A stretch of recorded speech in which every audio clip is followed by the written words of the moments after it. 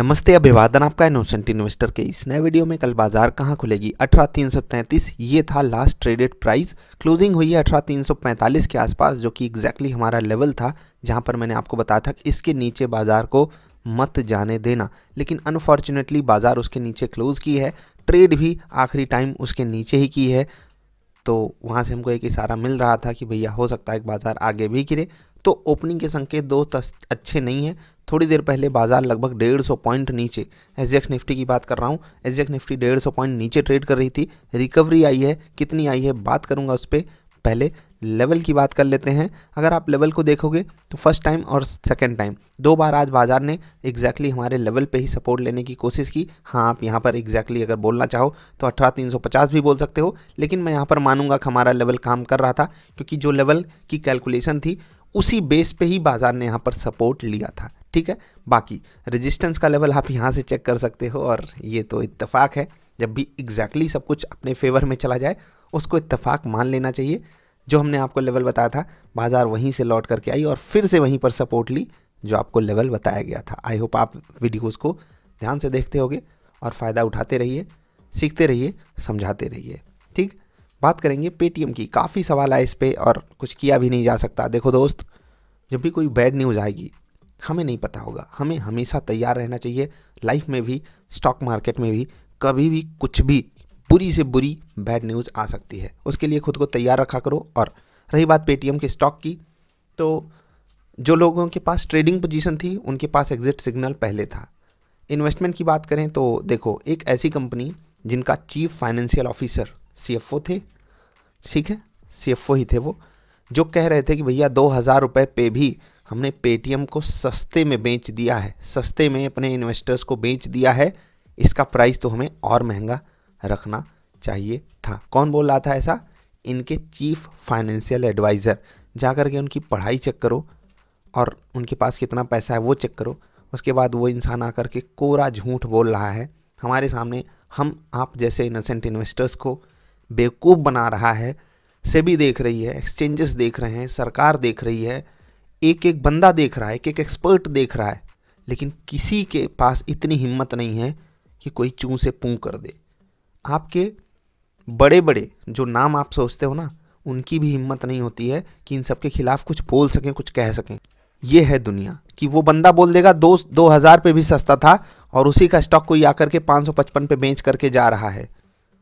उसी का बड़ा इन्वेस्टर, उसी कंपनी में इन्वेस्टर सॉफ्ट बैंक है ना, 20% से थोड़ा सा कम, अप्रॉक्सीमेटली 18% का स्टेक है इनके पास, और वो कंपनी इनका स्टॉक 555 से 600 के बीच में बेच रही है। वो भी बड़ा स्टॉक बेच रही है, मतलब बड़े नंबर की संख्या, खूब सारे शेयर्स बेच रही है वो कंपनी। सोच सकते हैं ना क्या कहानी है। इतने धोखे हैं इस दुनिया में, इतने धोखे हैं स्टॉक मार्केट में, समझ गए? तो यहाँ पर कुछ कहना ही नहीं है यार, कि जब कंपनी का सीएफओ हमारे खिलाफ खड़ा हो, कंपनी खुद हमारे खिलाफ खड़ी हो, कहे कुछ करे कुछ, तो वहाँ पर हम सब का भला कैसे हो सकता है? कभी अपॉर्चुनिटी मिलेगी ट्रेडिंग के तो बताएंगे। बाकी जिनके साथ भी दुर्घटना घटी है, मैंने आपसे कहा भी है कि मार्केट जब आपसे लेना चाहेगी तो ले लेगी, आप कुछ नहीं कर पाओगे। वहाँ से स्ट्रांग बन करके, सीख करके आगे बढ़ने की ज़रूरत है, और मैं उसमें आपकी पूरी मदद कर रहा हूँ, करता रहूँगा। अगर आपको लगता है कि जी हाँ मैं कर सकता हूँ, तो साथ चलते रहिए, अच्छा लगेगा। ठीक है, कुछ बातें कर लेते हैं और फिर आगे बढ़ेंगे स्टॉक्स पे। सबसे पहली बात ये कि क्या बाज़ार ऑल टाइम हाइस को अप्रोच करेगी? देखो, इसके चांसेस 30% हैं। इसके चांसेस मुझे 30% लग रहे हैं। क्यों? क्योंकि बाज़ार जिस तरीके से यहाँ पर समय बिता रही है ना, ये अनसर्टेनिटी का माहौल बनाती है, और जब भी बाज़ार नीचे से ऊपर आई हो और ऐसा कुछ करे तो एक प्रॉफिट बुकिंग यानी कि रिट्रेसमेंट वहाँ पर बनता है। Let's hope for the best कि वो रिट्रेसमेंट बहुत बड़ा ना हो, लेकिन अगर होता है तो हमारे लिए ही अच्छा होगा। और दूसरी जो सबसे बुरी बात है वो ये है कि यहाँ पर DIIs का जो सपोर्ट हमको चाहिए उतने अच्छे तरीके से मिल नहीं रहा है। अगर मिलता तो कुछ ज़्यादा ही संभावना बन सकती थी। एक चीज़ याद रखना, यहाँ पर हर कोई गलत होता है, और मैं पर्सनली चाहता भी हूँ बाज़ार ऑल टाइम हाइस को अप्रोच करे, लेकिन जो रियलिटी है हमें उस पर फोकस करना चाहिए। ठीक है, जो भी लोग ट्रेड कर रहे हैं उनको इस वक्त बहुत ज़्यादा बुलिश पोजीशन बनाने की ज़रूरत नहीं है, क्योंकि बाज़ार खुद ही लेवल तोड़ रही है, प्लस ओपनिंग के संकेत भी उतने अच्छे नहीं आ रहे हैं। तो हमको थोड़ा सा ना सावधानी तो बरतनी ही चाहिए। ठीक है, तो इस पे आपको फोकस करना है। चलिए आगे बढ़ते हैं, जेक्स निफ्टी को देखते हैं। 18,350 के आसपास ट्रेड कर रही है। फॉर्चुनेटली अभी मात्र 27 पॉइंट नीचे है। अभी थोड़ी देर पहले मैं आपको छोटे टाइम फ्रेम की कैंडल दिखाऊंगा, आप शायद दंग भी रह जाओ, आपको मज़ा भी आएगा। लोअर लेवल से एक शानदार रिकवरी हमको देखने को मिली है। थोड़ी देर पहले 18,275 था, ठीक है। अगर आप लो देखोगे 18,226 के आसपास का बना हुआ है। अभी बहुत बेहतरीन लेवल पे आ गई है जेक्स निफ्टी, मात्र 25-30 पॉइंट नीचे है। बेस्ट न्यूज़ है हमारे लिए अभी के लिए। अमेरिका में भी आपको खरीदारी देखने को मिल रही है लोअर लेवल से। स्टॉक्स नोट कीजिए, इंट्राडे स्टॉक पहला रहेगा ICICI प्रूडेंशियल लाइफ, बायोकॉन रहेगा आपके लिए दूसरा इंट्राडे स्टॉक, और तीसरा इंट्राडे स्टॉक रहेगा आइसर मोटर्स। टेलीग्राम से नहीं जुड़े हो तो इनोसेंट इन्वेस्टर सर्च करके जुड़ जाओ। निफ्टी के लेवल्स बताएं उससे पहले एक बात काफ़ी लोगों ने बोली कि सर आपने मर्डर केस के बारे में कुछ नहीं बोला। तो देखो यार, यहाँ पर दो पक्ष हैं, एक है राक्षस का पक्ष, दूसरा है लड़की का पक्ष। तो राक्षस के साथ कम से कम इतना तो होना चाहिए जब तक सुनवाई चल रही है कि उसकी 5 उंगलियों को एक हाथ की 7-7 टुकड़ों में काट देना चाहिए, वो भी दर्द का एहसास कम से कम कर सके। दूसरा सिनारियो ये हो सकता है कि उसके पिताजी को ये मौका मिलना चाहिए, 1-2 डंडे दे करके उसको बांध दिया जाए और वो उस पर अपनी जो गुस्सा है वो कम से कम, हम कह रहे हैं कि 1% तो उनका दिल हल्का होगा इस बात से, वो उसको अच्छे से पीट पाट लें। क्योंकि उसने जो किया है ना उनकी बेटी के साथ, मतलब क्या ही कहें यार।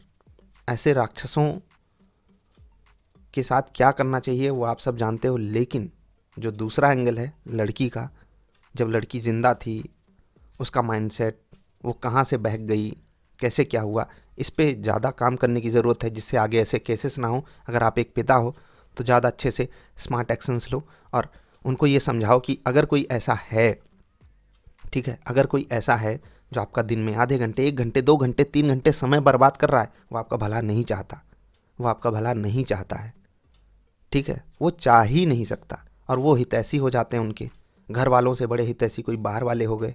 ये कैसे हो सकता है? कभी ये पॉसिबल हुआ ही नहीं है। लेकिन फिर भी उनको बॉलीवुड ने सिखा दिया, उनको मीडिया ने सिखा दिया, उनको सोशल मीडिया ने सिखा दिया कि नहीं यार, घर वाले ही प्यार के दुश्मन बने बैठे होते हैं, घर वाले प्यार के दुश्मन हैं। प्यार होती क्या चीज़ है उन्हें कभी पता ही चलेगी, कभी नहीं पता चलेगी। कितनी बड़ी बात है। खैर, काम कीजिए अपने घर के बच्चों पे, और सिर्फ यहाँ लड़की नहीं लड़कों पे भी काम होना चाहिए, सही एंगल का। उनको सही कारण दीजिए जीने का, ठीक है। और खाली मत छोड़िए अपने बच्चों को। जो घर के बच्चे खाली छोड़ दिए जाते हैं ना, खाली समय जिनके पास छोड़ दिया जाता है ना, उनका बर्बाद होना तय है और उसका अंजाम 35 टुकड़ों तक भी जा सकता है। तो बहुत बड़ी अलर्ट वाली बात है ये हम सबके लिए। आगे बढ़ते हैं। निफ्टी के लेवल्स मैं आपके लिए लिख दे रहा हूँ और फिर आपसे मुलाकात करूँगा कल। नोट कीजिए लेवल्स 18,378, 18,429, 18,483, 18,324, 18,277, ये 77 है, 18,212, 42,321, 42,106, 41,916, 42,570, 42,707, 42,890, ठीक है। हाँ, एक चीज़ ध्यान रखना कि कल जो है, कल फ्राइडे है, तो थैंक गॉड इट्स फ्राइडे वाली सिचुएशन हो सकता है ना बने, फियर फैक्टर हावी हो सकता है। क्योंकि हम नीचे से जेक्स निफ्टी में रिकवरी देख रहे हैं, तो इस चीज़ को बहुत ज़्यादा पॉजिटिव मत मान लेना, क्योंकि अमेरिका में भी वही चीज़ हो रही है। मतलब समझ रहे हो ना कि ये जो बाइंग है सेलिंग आने के बाद आ रही है, ये फ्रेश बाइंग जैसी सिचुएशन हमारे लिए नहीं बना रही है। तो अलर्ट रहना, क्योंकि कल शुक्रवार है, ये केस सिनारियो खतरनाक बन सकता है। बाकी आज FII DII दोनों की तरफ से बाइंग आई है, इसको आप चाहो तो पॉजिटिव सिग्नल मान सकते हो। मेरे हिसाब से ये न्यूट्रल सी बात है, ठीक है। एक्सपायरी एडजस्टमेंट्स वीडियो देखने के लिए आपका आभार। जल्दी मिलेंगे ढेर सारी अच्छी वाली वीडियोज़ में। नमस्कार।